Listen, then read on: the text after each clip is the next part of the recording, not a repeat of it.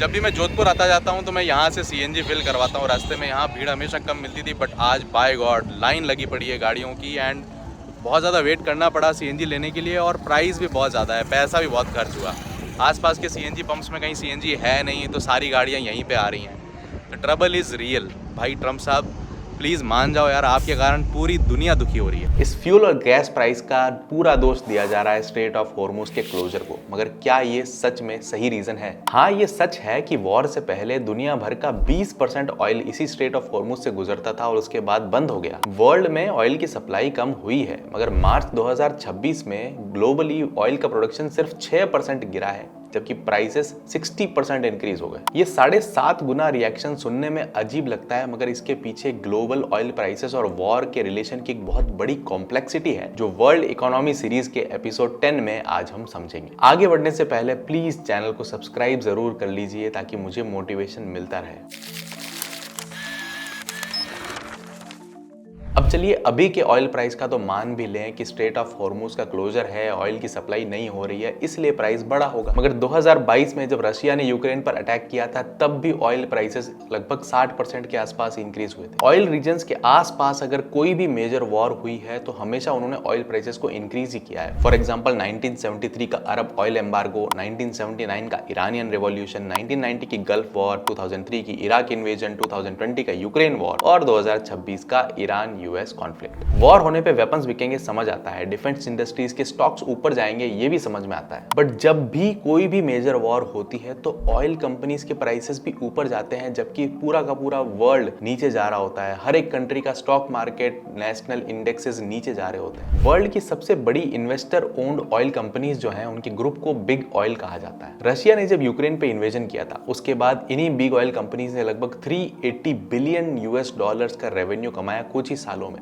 और 2021 से कंपेयर करके 2022 में इनका प्रॉफिट 125% इंक्रीज हो गया। इतने बड़े प्रॉफिट का एकमात्र रीजन ऑयल प्राइसेस का सडन राइज। एंड सबसे इंटरेस्टिंग बात यह है कि ये सारी बिग ऑयल कंपनीज कहीं ना कहीं लिंक्ड है यूएसए से, उनकी गवर्नमेंट से, उनके ब्यूरोक्रेट से, उनके पॉलिटिशियंस से। ये लिस्टेड है यूएस मार्केट में, और जब भी वर्ल्ड में कोई बड़ा इकोनॉमिक शिफ्ट होता है तो उसका सीधा असर इन अमेरिकन कंपनीज के ऊपर पड़ता है। और अब तक हम इंडियन इन्वेस्टर्स यूएस मार्केट को, उनके प्रोडक्ट्स को सिर्फ देखा करते थे, यूज किया करते थे, और प्रॉफिट किसी और के जेब में जाता था। रिसेंटली ये सिचुएशन बदल गई है। अब हम भी यूएस मार्केट्स में इन्वेस्ट कर सकते हैं टिकर टेप के थ्रू। इससे आप इजीली यूएस स्टॉक्स और ईटीएफ्स में इन्वेस्ट कर सकते हैं। इसमें अकाउंट ओपनिंग फ्री है, कोई विड्रॉल चार्जेस नहीं है। एंड इंटरेस्टिंग ये है कि हम यहाँ पर फ्रैक्शनल इन्वेस्टिंग भी कर सकते हैं। कोई एक शेयर अगर बहुत महंगा है तो हम उसका एक छोटा सा पार्ट भी खरीद सकते हैं with a small amount. Even 100 रुपए से भी आप शेयर का एक पार्ट खरीद सकते हैं। टिकर टेप पे जो यूएस स्टॉक्स हैं वो यूएसए की एसईसी फिनरा के कंप्लायंट हैं, और इंडिया के आईएफएससीए वाया गिफ्ट सिटी भी कंप्लायंट है, यानी कि डबल प्रोटेक्शन है। एंड जिन ऑयल कंपनीज की हम बात कर रहे हैं, इस ऐप में उनका कलेक्शन भी है जिसको आप चेकआउट कर सकते हैं। सो नीचे डिस्क्रिप्शन में मैंने लिंक दिया है, वहां जाकर आप टिकर टेप ऐप डाउनलोड कर सकते हैं, और मेरा कोड Curious26 यूज करने पर आपको टिकर टेप का प्रो सब्सक्रिप्शन 1 महीने के लिए फ्री मिलेगा। इस प्रो सब्सक्रिप्शन में आपको स्टॉक एनालिसिस मिलेगा, एडवांस्ड पोर्टफोलियो ट्रैकिंग मिलेगी स्टॉक्स और म्यूचुअल फंड्स में, और 66% लो ब्रोकरेज मिलेगा यूएस स्टॉक्स की ट्रेडिंग पे। तो एक बार ट्राई जरूर कीजिए। अब यहाँ तक तो समझ में आता है कि वॉर का फायदा उठाने के लिए ऑयल कंपनीज ने ऑयल के प्राइसेस को बढ़ा दिया होगा, बट इंटरनेशनल लेवल पर ऐसे ही हवा में ऑयल के प्राइसेस नहीं बढ़ा दिए जाते। ऐसा नहीं है कि कोई दुकान खोल के बैठा है और बोलेगा कि आज मैं 60 रुपए का ऑयल नहीं दूंगा, 100 रुपए का ऑयल दूंगा। प्राइसेस कैसे बढ़ते हैं इसको समझने के लिए चलिए मैप खोलते हैं। ये है पर्शियन गल्फ। 28 फरवरी 2026 को ईरान के सुप्रीम लीडर यूएसए के द्वारा मारे गए थे, जिसके बाद ईरान ने इसके सबसे नैरो पैसेज जो सिर्फ 34 किलोमीटर वाइड है, स्ट्रेट ऑफ हॉर्मुज, इसको ब्लॉक कर दिया था। कुछ शिप्स जिन्होंने इसे पास करने का ट्राई किया, उनको वार्निंग्स दी गई, उन पे मिसाइल्स और ड्रोन अटैक किए गए, और ईरान ने ये क्लियर कर दिया कि हम बाय फोर्स इसको ब्लॉक रखेंगे, किसी भी शिप को जाने के लिए इजाजत नहीं देंगे। प्रॉब्लम यह है कि गल्फ कंट्रीज यानी कि Bahrain, Kuwait, Oman, Qatar, Saudi Arabia और यूनाइटेड अरब एमिरेट्स मिलाकर पूरे वर्ल्ड का 20% ऑयल प्रोड्यूस करते हैं। इनके पास ऑयल के ग्रेटेस्ट रिजर्व्स भी हैं और लोएस्ट कॉस्ट ऑफ प्रोडक्शन भी है, जिस कारण ये बहुत ही जल्दी ग्लोबल ऑयल हब्स बन गए। अब इनमें से 3 जो सबसे छोटे नेशंस हैं, बहरीन, कुवैत और कतर, इनको बहुत बड़ी प्रॉब्लम हो गई क्योंकि इनका सारा का सारा ऑयल इसी पर्शियन गल्फ से और स्ट्रेट ऑफ हॉर्मुज से होके ही निकलता है और कोई रास्ता इनके पास है ही नहीं। इनकी इकोनॉमी के लिए बहुत डेवास्टेटिंग था, इनका ऑयल ब्लॉक हो गया था, वर्ल्ड को इनका ऑयल नहीं मिल पा रहा था। बट एक मिनट, पूरे गल्फ का सिर्फ 16% ऑयल ये 3 कंट्रीज प्रोड्यूस करती हैं, यानी कि 84% गल्फ का ऑयल अभी भी पूरे वर्ल्ड को मिल रहा था। कैसे मिल रहा था? जो नेक्स्ट लार्जेस्ट प्रोड्यूसर है यूनाइटेड अरब एमिरेट्स, उसके पास में एक और कोस्ट लाइन है छोटी सी, जो स्ट्रेट ऑफ हॉर्मुज के पार होकर निकलती है। अब हालांकि यूएई का ज्यादातर ऑयल प्रोडक्शन गल्फ में होता है और लॉजिकली वहां से शिप्स को ले जाने के लिए स्ट्रेट ऑफ हॉर्मुज से ही निकलना पड़ेगा, मगर 2008 में उन्होंने स्टार्ट किया बनाना एक पाइपलाइन, क्योंकि यूएई को पता था कि ईरान के साथ उनके रिलेशन अच्छे नहीं है और ईरान बदमाशी कर सकता है, कभी भी वो स्ट्रेट ऑफ हॉर्मुज को ब्लॉक कर सकता है। इसलिए यूएई ने एक अल्टरनेट रास्ता बनाना स्टार्ट कर दिया था ताकि पाइपलाइन के थ्रू वो अपनी दूसरी कोस्ट लाइन पर जो स्ट्रेट ऑफ हॉर्मुज से लिंक्ड नहीं है वहां तक ऑयल पहुंचा सके, वहां से टैंकर भरे जाएं और पूरे वर्ल्ड में डिस्ट्रीब्यूट किए जा सकें। और यही घबराहट ईरान को भी थी। ईरान को भी ये लगता था कि उनके दुश्मन देश कहीं स्ट्रेट ऑफ हॉर्मुज को अगर ब्लॉक कर देंगे तो ईरान का ऑयल वर्ल्ड तक नहीं पहुंच पाएगा, क्योंकि ईरान का भी ज्यादातर ऑयल प्रोडक्शन इसी पर्शियन गल्फ के अंदर होता है और यहीं से शिप्स निकलती हैं। वॉर से पहले ईरान का मेन ऑयल एक्सपोर्ट पॉइंट था खर्ग आइलैंड, जो पर्शियन गल्फ में है, और यहाँ से शिप्स ऑयल भरकर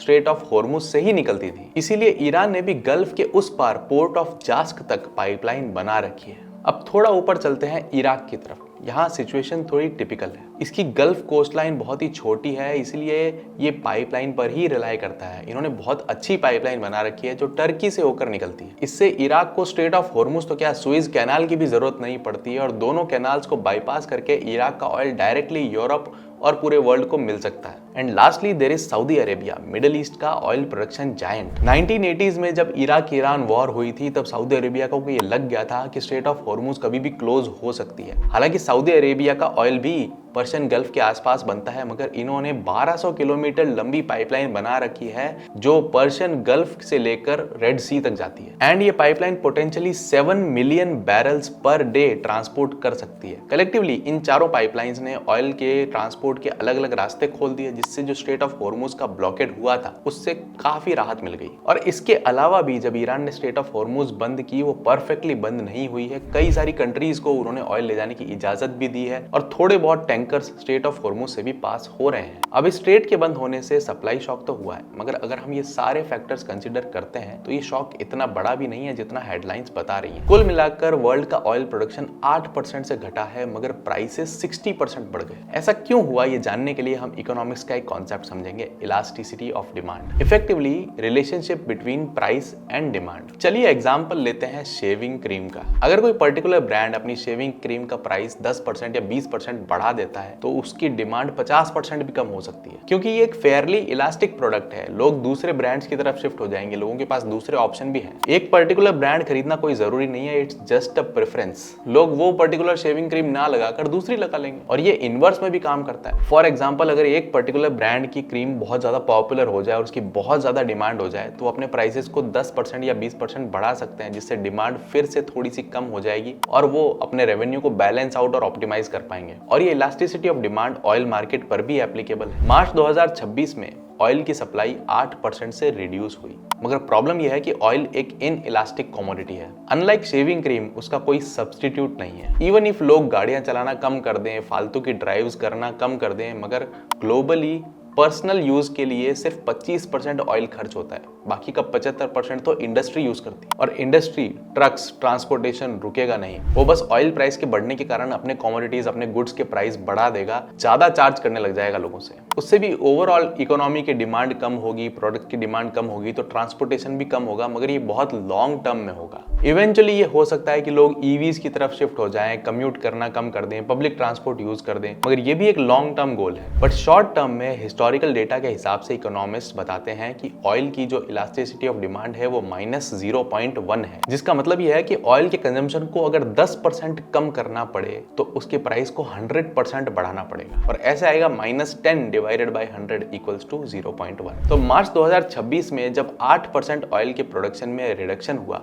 तो प्राइसेस को 60% बढ़ाना पड़ा ताकि -0.13 का इलास्टिसिटी ऑफ डिमांड बन सके, जो ऑलमोस्ट क्लोज है इकोनॉमिस्ट्स के एनालिसिस के। मार्च से अब तक ऑयल प्राइसेस बढ़ने का दूसरा रीजन है ट्रेडर्स। क्रूड ऑयल एक कमोडिटी है और इसका प्राइस मार्केट डिसाइड करता है, ट्रेडर्स डिसाइड करते हैं आपस में एक दूसरे से खरीद के। अब प्रॉब्लम यह है कि ट्रेडर्स इनके फ्यूचर्स पर बेटिंग करते हैं कि ऑयल के प्राइसेस अगले महीने क्या होंगे, उसके अगले महीने क्या होंगे, और आज की डेट में प्रोडक्शन से ज्यादा ट्रेडर्स इसके प्राइसेस को फ्लक्चुएट कर देते हैं। अगर एक large group of traders believe करते हैं कि ऑयल के प्राइसेस बढ़ने वाले हैं तो वो पहले ही ऑयल को खरीदना शुरू कर देते हैं और स्टॉक करना शुरू कर देते हैं, जिससे ऑयल के प्राइसेस जो बाद में बढ़ने चाहिए थे वो पहले ही बढ़ जाते हैं। अब रिसेंटली जो यूएस ईरान वॉर हुई उसके इनिशियल फेज में ट्रेडर्स रिलैक्स्ड थे, क्योंकि उनको लगा नहीं था कि ये वॉर इतनी ज्यादा एस्केलेट हो जाएगी, ईरान का इतना स्ट्रॉन्ग रिएक्शन होगा। उनको लगा था यूएसए एक दो हमले करके रुक जाएगा, मगर जब ईरान ने स्ट्रेट ऑफ हॉर्मुज को क्लोज ही कर दिया तब शॉर्टेज एकदम से हुई नहीं थी, मगर ट्रेडर्स को लगा कि अगले महीने या उसके अगले महीने शॉर्टेज होने वाली है और अगले महीने या उसके अगले महीने प्राइसेस बढ़ने वाले हैं। इसीलिए उन्होंने उसी समय ज्यादा प्राइस पर ऑयल खरीदना स्टार्ट कर दिया, और जो भी ऑयल मार्केट्स में खरीदा जाता है वो वेयर हाउस में स्टोर हो जाता है, और उन्होंने ऑयल को स्टॉक करना चालू कर दिया, जिससे ऑयल का प्रोडक्शन तो उतना कम नहीं हुआ मगर सप्लाई कम हो गई। बिना किसी एक्चुअल शॉर्टेज के ऑयल का शॉर्टेज हुआ और प्राइसेस बढ़े। अब तीसरा पुश ऑयल के प्राइसेस को दिया इंश्योरेंस कंपनीज ने। जैसे ही ईरान ने स्ट्रेट ऑफ हॉर्मुज की शिप्स के ऊपर मिसाइल दागना शुरू किया, वैसे ही इंश्योरेंस कंपनीज ने धड़ाधड़ शिप्स को नोटिस भेजना चालू कर दिया कि अगर आप पर्शियन गल्फ के आसपास दिख भी गए तो हम आपका 72 आवर्स के नोटिस में इंश्योरेंस कैंसिल कर देंगे। अब आपको लगेगा ऐसे कैसे, ऐसे कोई इंश्योरेंस कंपनी कैसे इंश्योरेंस कैंसिल कर देगी जब उसको दिख रहा है कि कोई शिप डेंजर में है। तो ऐसा ना कि इंश्योरेंस वाले आपसे 10 कदम आगे होते हैं। ग्लोबली इंश्योरेंस कंपनीज ने एक जॉइंट वॉर कमिटी बना रखी है जो ये डिसाइड करती है कि वर्ल्ड के कौन से रीजन्स ऐसे हैं जो वॉर प्रोन है या फिर डेंजरस हैं, और इन एरियाज में जो भी शिप्स जाती हैं, जो भी वेसल्स जाती हैं, उनको एक एडिशनल वॉर रिस्क का इंश्योरेंस लेकर जाना जरूरी होता है। और ये जो इंश्योरेंस होता है ये 72 आवर के नोटिस में कैंसिल किया जा सकता है जब भी ये इमिनेंट हो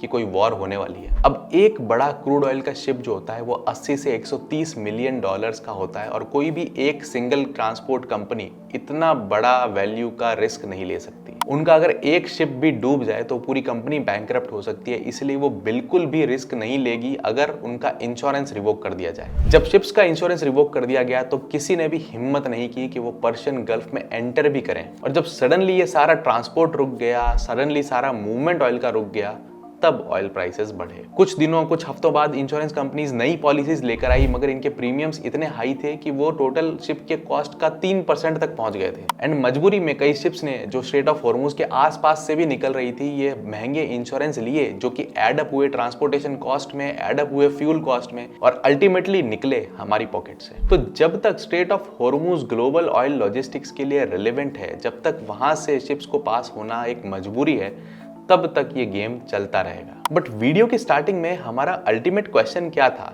कि बिग ऑयल कंपनीज ने ये ऑयल प्राइसेस कैसे बढ़ाए? ये तो इकोनॉमिक्स से अपने आप बढ़ेंगे, बिग ऑयल कंपनीज इसमें क्या कर रही है, हम उनको ब्लेम क्यों कर रहे हैं? तो देखिए, ऑयल कंपनीज को पता है, उनको एक्सपीरियंस है कि जब भी किसी ऑयल प्रोड्यूसिंग कंट्री के आसपास या फिर मिडिल ईस्ट पर्टिकुलर के आसपास कोई भी कॉन्फ्लिक्ट अगर होता है तो ये सारा चेन ऑफ इवेंट्स चलता है। देयरफॉर वो वॉर्स को फंड करते हैं, वो टेंशन बढ़ाते हैं, एस्केलेशंस बढ़ाते हैं, अफवाहें फैलाते हैं, ब्यूरोक्रेट्स पॉलिटिशियंस को मैनिपुलेट करते हैं, और इन सब में उनकी हेल्प करता है उनका मोस्ट इन्फ्लुएंशियल पार्टनर यूएसए। अब मिडिल ईस्ट भले ही पूरे वर्ल्ड का सिर्फ 20% ऑयल प्रोड्यूस करता है, मगर ऑयल कंपनीज को वहां वॉर्स क्रिएट करने में इंटरेस्ट इसलिए आता है क्योंकि वहां ऑलरेडी बहुत डिस्टर्बेंस है, और बहुत बड़े ऑयल के प्राइस राइज के लिए हमने जैसे देखा है बहुत छोटा सा डिसरप्शन ही काफी होता है ड्यू टू इनइलास्टिसिटी ऑफ डिमांड। अब यूएसए ऑयल कंपनीज की कैसे हेल्प करता है इन वॉर्स को क्रिएट करने में, ये पूरी स्टोरी आप यहाँ जाकर देख सकते हैं। यूएस स्टॉक्स और ईटीएफ्स में इन्वेस्ट करने के लिए डिस्क्रिप्शन में मैंने लिंक दिया है टिकर टेप ऐप का।